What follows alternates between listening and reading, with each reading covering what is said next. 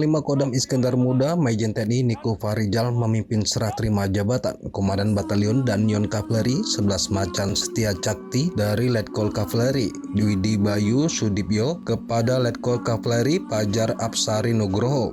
Sertijab diawali prosesi upacara yang ditandai dengan penyerahan tanda jabatan dan tongkat komando serta tunggul lambang satuan batalion.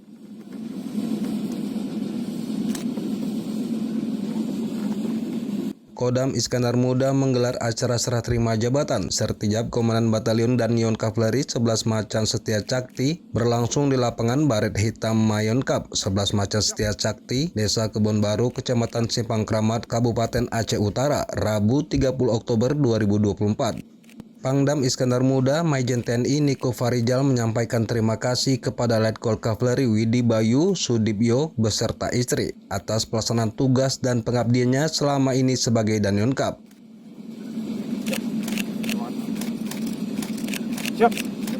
Pangdam juga menyampaikan selamat datang dan selamat bertugas kepada Letkol Kavaleri Pajar Apsari Nugroho beserta istri atas kehormatan dan kepercayaan yang diberikan oleh pimpinan untuk menjabat sebagai Komandan Batalion Kavaleri dan Ketua Persid di Batalion Kavaleri 11 Macan Setia Cakti jajaran Kodam Iskandar Muda.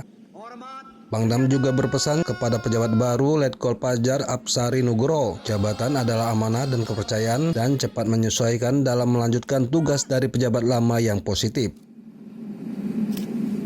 Saya, Pangdam Iskandar Muda, atas nama seluruh warga Kodam Iskandar Muda dengan ini menyatakan secara resmi melepas Letnan Kolonel Kavaleri Dwidi Bayu Sudibyo beserta keluarga guna menyongsong pelaksanaan tugas tempat yang baru.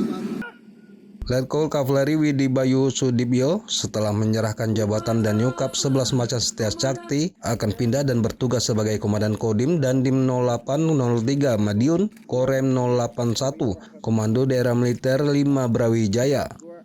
Sekali lagi Bapak, 1, 2, 3. Siap.